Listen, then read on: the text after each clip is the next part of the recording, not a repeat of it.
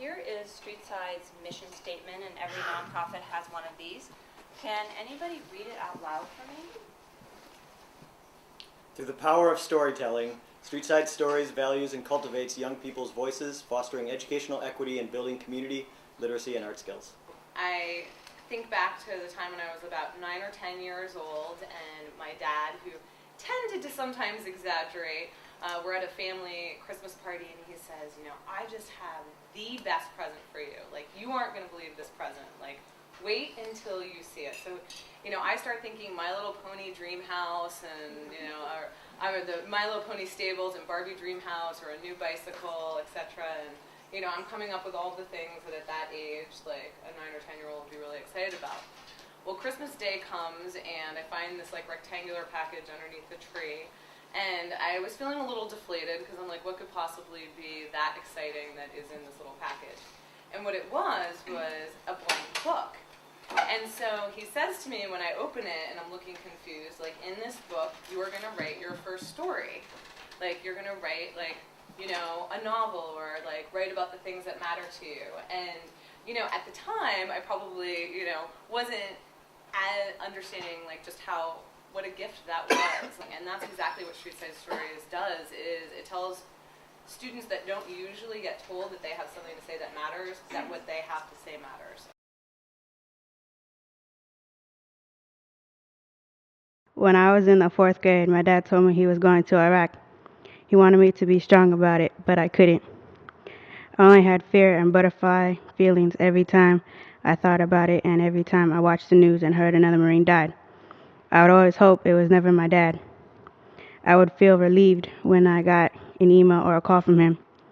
Nobody knew how I felt and couldn't understand, but I had my friends to fall back on and would help me through the struggle.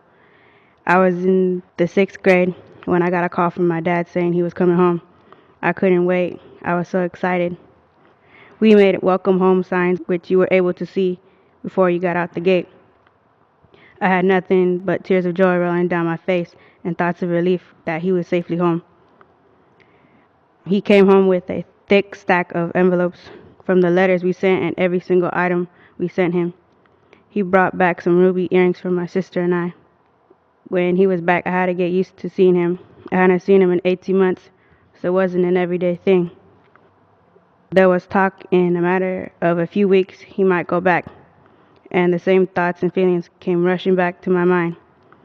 It was something I didn't like to feel and think about, but thankfully he didn't go back.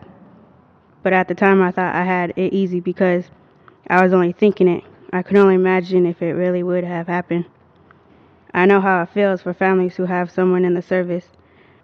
I especially know how kids feel, and I know it isn't a pleasant feeling. I suggest not to let the negativity get to you, but to try to think positive. It's okay to clap because that's an amazing film by a young person, right? So these are actual story topics that young people in Streetside programs, middle schoolers, generated during what we call a brainstorm. So I would like everybody to maybe call out some of these choices. Drugs, alcohol, Parents. think, stress, Self-consciousness. Education. racism, Helping others. sexuality, Clicks. Speech. My poor PC. Forgiveness. One more. Bullies. Great. So here are some of the things that were on the mind of young people in our public schools. So Streetside has programs especially designed for students at every grade level. And this evening I'm going to tell you a little bit about 3 of those programs. The Storytelling Exchange was made especially for 6th graders. It's a 2-week workshop where teaching artists transform classrooms into communities.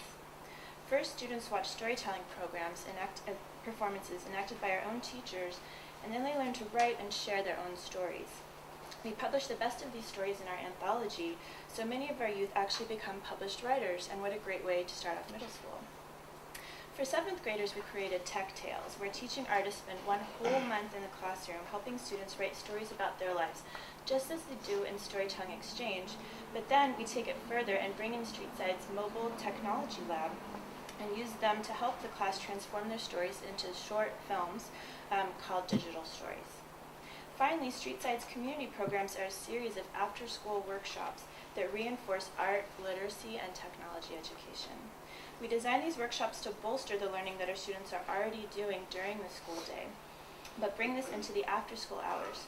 From the 1st through the 8th grade, Streetside's after-school programs help students tell their own stories using their own words, using visual arts, blogging, photography, filmmaking, and writing classes. 15 million kids in our country return to an empty house after school.